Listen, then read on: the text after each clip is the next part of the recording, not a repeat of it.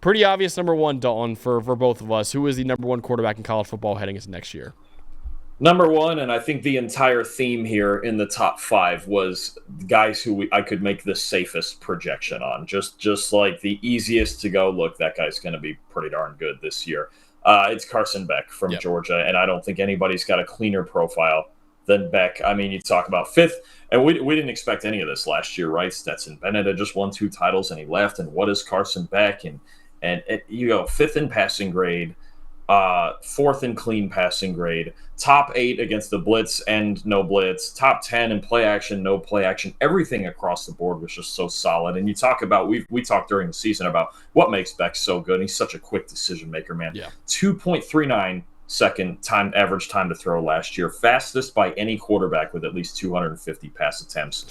It's just, there's going to be questions on Beck eventually, like athletically, and he's not that mobile. But you talk about a big time processor from the pocket in the intermediate game and the play action, basically just can do everything that they ask him to do at Georgia. And just it felt like at times last year he just didn't screw anything up ever. It felt like Carson Beck never screwed anything up. And the only game where he even kind of struggled was the Alabama game in the SEC championship. Yeah. So, and Alabama's, again, the best secondary in the country, and Brock Bowers was playing hurt. And again, I've said this before, the thing that sold me on Beck were those games that Brock Bowers were out, and even late in the year when he was playing, obviously still not 100%. And Beck got even better, man. Yeah. I mean, how much better can you get than he was against Kentucky and I believe against Tennessee without Bowers? You couldn't be any better than that. He was just, he'll tear you to shreds from the pocket. Georgia's going to be really good like they always are. And it just feels like there are no variables. I think the only variable with Beck, like a couple of these other guys, is, maybe prime time. What's the ceiling? There's not a ton of improv to his game. He'll take off and run maybe once or twice a game, but it's not the prettiest thing you've ever seen. But he's just like, right now, he's the quintessential pocket quarterback in college football.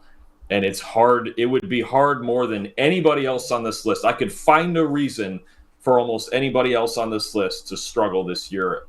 Gabriel's the next closest, obviously. It's why he's number 2. If nothing else, okay, you go, he's a transfer, new environment. It's hard to find any reason at all that Carson Beck could struggle this year. Yeah.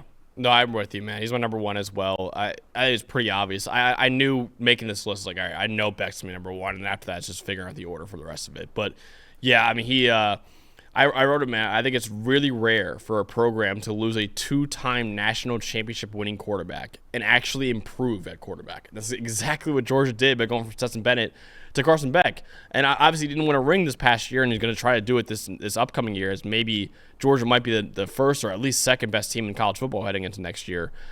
He still was the 4th most valuable quarterback in the nation, according to our wins above average metric this past season. And the only 3 above him were all Heisman finalists, who all were top 15 picks in the NFL draft, in Bo Nix, Michael Penix Jr., and Jaden Daniels. He had a 91.5 overall PFF grade, 90.8 PFF passing grade, also 4th in the nation. You mentioned it. He's supremely accurate, precise timing.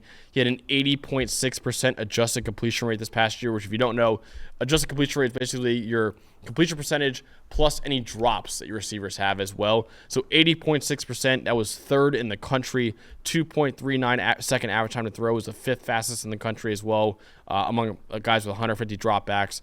Again, doesn't add much on the ground. He had about 100 rushing yards this past year. He's average under pressure, but as a pure passer in college football right now, there's no one better than Carson Beck. And right now, I know it's not an NFL draft list either, but he'd also be QB1, I think, for both of us in the 2025 NFL draft as well.